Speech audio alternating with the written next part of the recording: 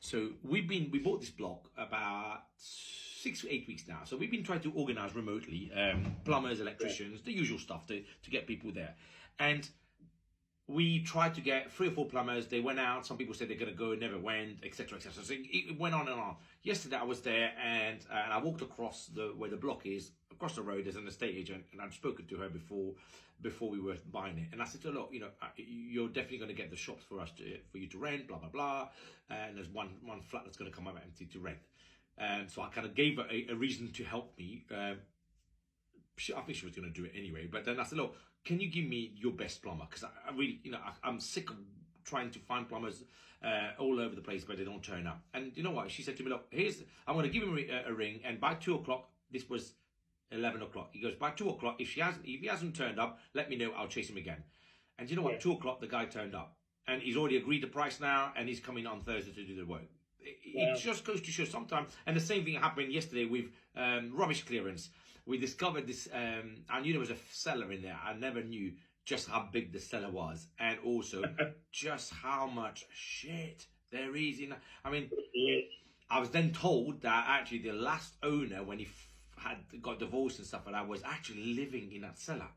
And I know. Look at the video on TikTok later. You'll see there was a really badly made kitchen, bathroom, toilet. I'm like, oh my God, how did people live in that state? And then obviously it became like a dumping ground. So I got a quote yesterday, $2,000 to clear all that. So sometimes you just realize, A, you've got to be there and do the work and actually find the people. 2, rubbish clearance is a cost that nobody talks about. No. It is ridiculous. I mean, don't get me wrong. I mean, some people will just get any old idiot to take the rubbish.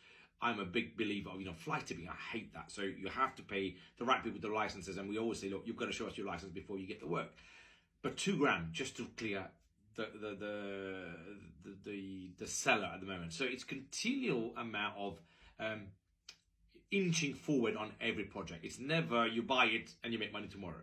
It's always about inching. I mean, you know this as much as I do, but ultimately, the return will be great. By the time we finish this, the return will be great, but you've just got to go through that process.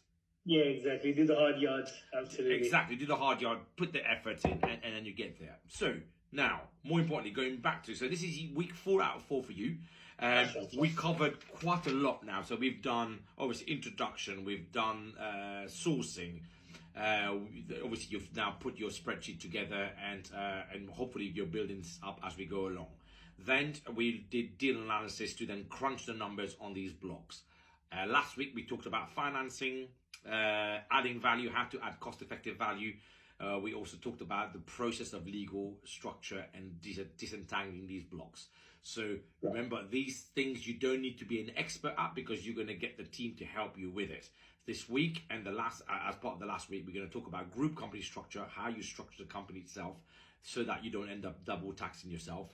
And we're going to talk about refinancing process and recycling the cash out of it. So that will then conclude the first 4 weeks of coaching. Doesn't mean it ends here. We then get you to go out, look for things, and then once you come close to buying something, we'll then activate the 6 1-hour calls. And then we'll walk through this process with you. So also on top of that, we talked about liquidity sourcing. Unfortunately, that one was great. Clearly, it was great because somebody's taken it. But I said, look, it's always the case, right? So you think you've lost something, and you probably have lost it. But then 6 months down the line or 3 months down the line, someone say, oh, it didn't go through. It's back on the market. They've just price reduced it. So, and that's why for me, the Excel spreadsheet that I ask you guys to do continually, it is not something that I just ask for the sake of it. I do it myself, my team do it ourselves. So that's why these matter, because I've bought so many things that was on that spreadsheet, 2 or 3 months down the line, it came back on the market. Yeah. So before we jump into this last week's content, have you got any questions, any observations? How are you getting on with sourcing and bits and pieces? Yeah, I mean, so far what we've covered in the 3 weeks makes perfect sense to me. I did go over my notes again. And what I've done is on the spreadsheet, I've put all my course notes on this. So basically my spreadsheet now contains the goals, the deals, the deal analyzer, the normal SDLT calculator, the commercial one is on there, and the course materials is all on one spreadsheet. Amazing. And again, this is what we want you guys to produce at the end, because then you've got one place to go. So and I know we're gonna say that again at the end, but it's about using that deal tab now and just plowing through it. Look, believe me, I find it all the time. You now know where and how to look. It's just about, it's a numbers game, it's a time game, it's an effort game, right? So, but also then you know, of course you are also on the liquidity sourcing bit of it, so you will get to see, more importantly, you don't have to buy anything, just to see my conversation about it, what I'm talking about. You know, again, the same thing that I've been talking about over the last 4 weeks with you. You still see it, and you still see the actuals as opposed to hypotheticals. Which reminds me, once we complete, I mean, actually, the next time I'm in, I'm in Wolverhampton tomorrow. How far is that from you? Wolverhampton from my home is probably 35 minutes. Okay, so if we end up buying this is a block of 16 flats or 18 flats, I think. If we end up buying this, you know, maybe that's something that we may look at getting you to be involved in.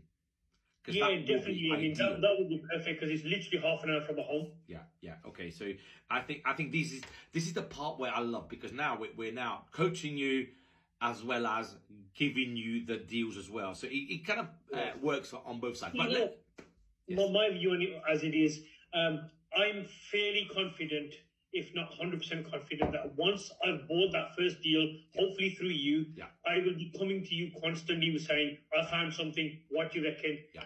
And that's how I see it happening moving forward. But it's always that first one, isn't it, where 100%. You're feeling a bit nervous, you've never done it before, you know it all, but you still feel a bit nervous, and you're thinking, I'd rather someone who's been there, done it, got the t-shirt saying, this is a good deal. Absolutely. And that's what you get here with this one-to-one, because it's that hand-holding process as part of the deal. Whether you found the deal, we found the deal for you, but it is like you say, have I missed anything? Can I crunch the numbers? Can I be absolutely confident I've not missed any bit of that strategy? Because that's the thing. You know that all of it now. You just need to make sure that you tick the boxes of, have I covered all of these items? And if I have, great, let's pursue.